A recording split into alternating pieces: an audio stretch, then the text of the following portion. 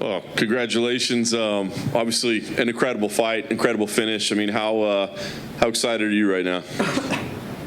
Very excited. That was a big one for me, man. Like, it's not about how you come back from wins, you know, it's about how you come back from losses. I came back from one of the most embarrassing losses that I've ever had. I was able to show up and take out Marlon Moraes, who is a monster. That guy is really good, and I knew that coming into this, and I'm pumped that I was able to get the win. Yeah, you talked a lot about the fact, you know, your head wasn't right, the emotions weren't right. What did you do different? Were you in the right headspace when you went out there tonight? I was locked in the entire time, not only just tonight. I was locked in the entire trip. I didn't let my head go flat. It's really easy on these trips to get distracted, to get a little bit too restful, to get a little bit too relaxed, to run away from your fears a little bit. I didn't do that this time. I was locked in the entire time. Nice. So you go in there against a guy that we know is like this seasoned, you know, scary striker. Did you go in there thinking I can knock this guy out? I knew that I could, but that wasn't the plan. I don't know. I was just going to be free, man. I was just going to keep myself safe. He's really dangerous. I was just going to keep myself safe and just wear on him, you know, just fight him how I fight him. That's what I was going to do. And is that really something you added to your arsenal during the pandemic?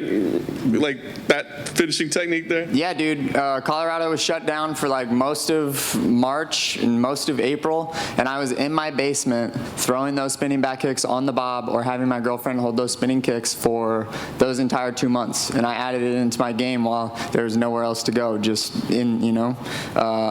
So no, I'm not going to say that. Yeah, I made good use of my time. I was going to say something stupid. But don't do that. Listen, you laid out the plan nicely, you know, why Dillashaw, why Frankie makes sense. But I got to ask, I mean, we don't know when this title fight's going to happen. Do you keep yourself ready? Do you keep yourself available as an option? I mean, would you be a last-second fill-in for a title fight if needed? Absolutely. When that gets booked, I've been doing that for like a year or two now, where it's like, okay, this is a big fight coming up. I don't have a fight coming up. I'm going to keep my weight low and I'm going to stay ready. I've been doing that in camp. I've been doing it almost the whole time I've been in the UFC. But yeah, definitely going to do that, of course, now because I think that I'm probably the #1 guy if one of those guys gets hurt. But I would feel really bad if they did me and Jan, and they did that to Sterling. That being said, it's a dog-eat-dog sport, you know, so if they give me that shot, I'm taking that shot. But I think it should be Sterling and Jan, and then the only other 2 guys that have an argument are Frankie and TJ, so one of those guys before they end up fighting each other. And yeah, hopefully I'm not just this little name after this, you know. Hopefully I have some pull in the sport because that's kind of where I feel like I've been, where it's like they're giving me really good fights, but I never felt like I was, like if I called someone out, it was going to get a lot of juice, you know, but I think I got some juice tonight. Nice. I was going to say, last thing for me, I mean, yeah, I believe this might be kind of a star-making performance for you for people that may not have known about you before. Do you feel like now you can maybe talk a little bit more, maybe challenge them? I mean, you don't seem a trash-talking kind of guy to me, but do you feel like somebody that can be out there a little bit more? I'm going to keep staying in my lane, man. I do this for love. I don't really care about anything else. I don't care about being famous or Instagram followers or making $1 million, you know, like that's not what it's about for me. It's about literally fighting the best guys, beating the best guys, and retiring knowing that I did that. That's what's important to me. Hey, man. You mentioned Frankie and TJ, and those are the 2 guys above you. Is there a preference out of those 2? Nope.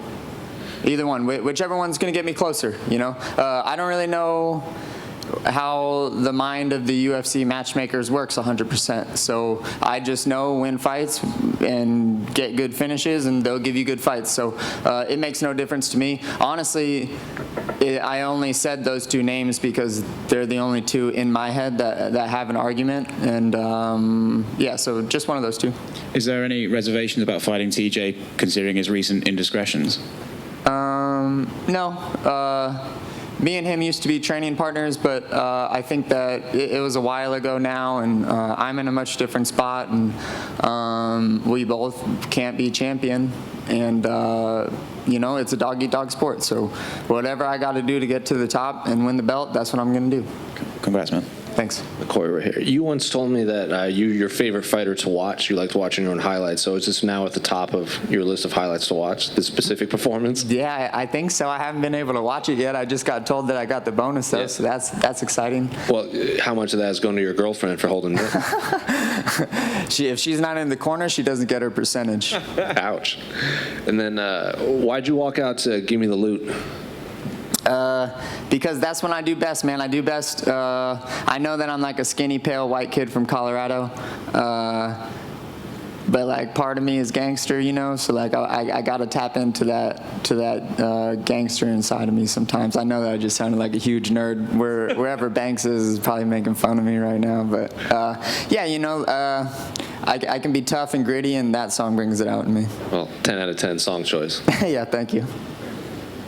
If Jan is fighting Sterling next, how do you see this fight play out? Who do you see as the stronger guy in this pair?